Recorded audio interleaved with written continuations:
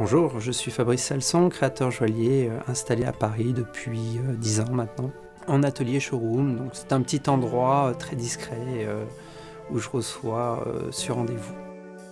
Je fabrique, conçois des bijoux sur commande, essentiellement pour des clients particuliers. J'ai plutôt une formation plastique à la base, donc je faisais beaucoup de peinture et de sculpture.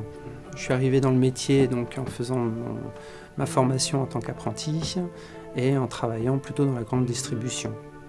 La joaillerie est un métier de luxe, donc où on utilise des métaux précieux comme l'or, le platine essentiellement, ainsi que des pierres, d'où le nom de joaillerie, de joyaux.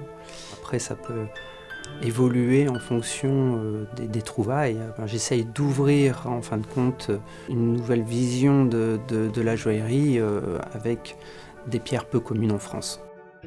Ce que je recherche dans le bijou, bien sûr il faut faire quelque chose de joli et d'esthétique, mais ce qui me plaît c'est justement de lui donner un plus. Le fait d'avoir des tiroirs secrets, c'est le côté valeur cachée, magique. Le totem par exemple qui a une pièce mécanique où tout le mécanisme est fait vraiment avec une précision pour pouvoir sortir la pierre, la rentrer, pivoter le bijou pour avoir une autre vision ou d'autres matières à dévoiler, avec le galuchat par exemple ou l'ébène, ou encore du corail fossilisé ou de la corne de zébu, enfin ça peut être plein d'autres choses.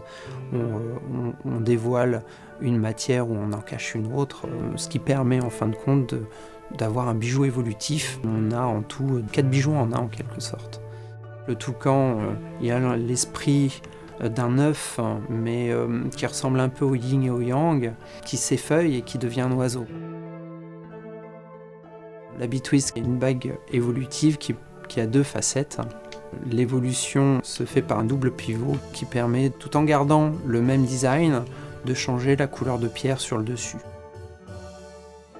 Le travail du créateur est de faire la maquette, donc le bijou de base, les formes de base. Donc à partir de tous ces éléments, que ce soit les plaques, le fil, on assemble tout ça donc, par le feu essentiellement, c'est un travail de chaudronnier quelque part, donc avec les chalumeaux bien sûr, l'emboutissage. Après, certaines créations comme mes pièces mécaniques demandent une précision d'horloger et le laser comme outil de soudage aujourd'hui nous permet d'avoir une rapidité et surtout une précision d'exécution qu'on ne pouvait pas avoir auparavant. Moi, les gens viennent me voir pour avoir le bijou qui corresponde à eux, donc comme ils le ressentent. Et c'est quelque part une image d'eux-mêmes.